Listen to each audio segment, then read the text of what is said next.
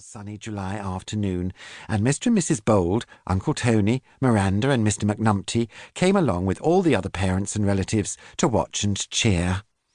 Mr. Bold parked the little blue Honda in the car park, and the excited party made their way onto the playing field, carrying a picnic rug and a deck chair for Uncle Tony.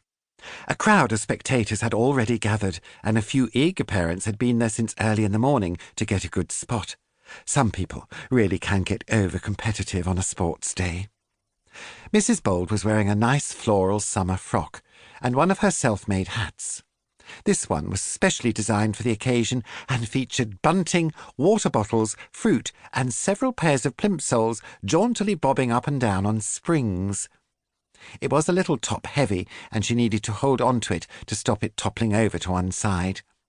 Uncle Tony was pushing Miranda in a little doll's pushchair, and Mr. Macnumpty was striding along, looking very gentlemanly in a pale blue suit and white fedora hat.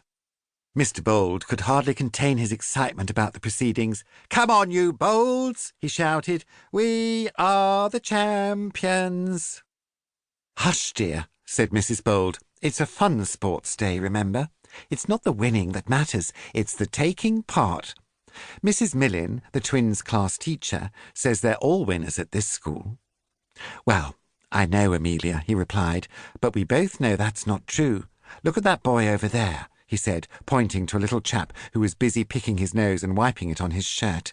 "He's definitely not a winner, and we both know that the twins could easily win every event if only—" "Lower your voice," hissed Mrs. Bold, guessing what he might be about to say.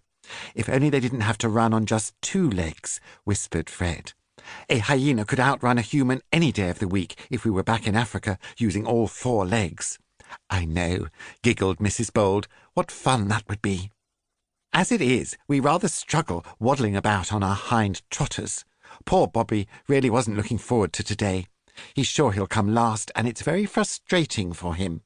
That boy in his class, Kyle, has teased him about how slow he is. I'd like to tear a strip off him, I really would.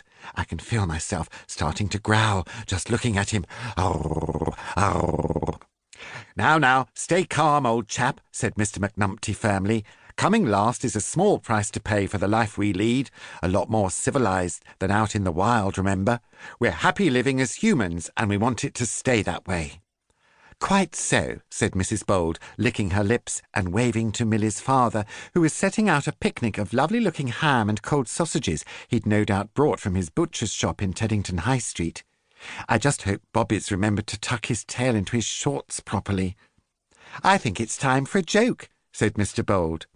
"Did you hear about the race between the lettuce and the tomato?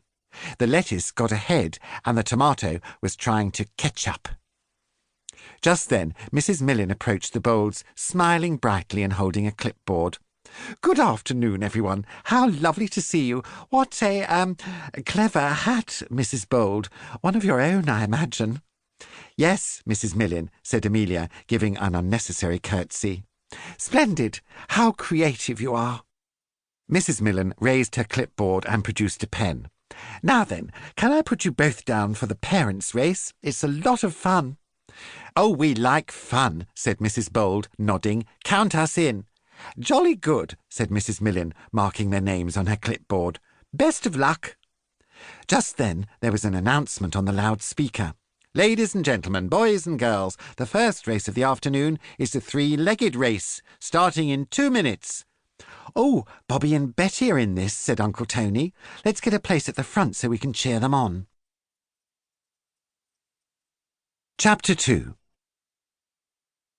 The Bolds party found a nice spot to settle down in, with an excellent view of the athletics track, and next to George, Minnie's father, who was tucking into a juicy pork pie.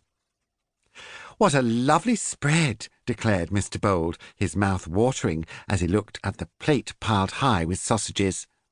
"And is that a birthday cake I can see?" "Afternoon, all," said George.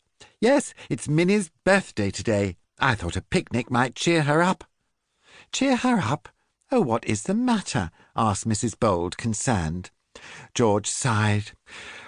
"Minnie badly wanted a puppy for her present this year, but we can't have all that mess and trouble." "Mess? Trouble?" said Mr. Bold, feeling rather insulted.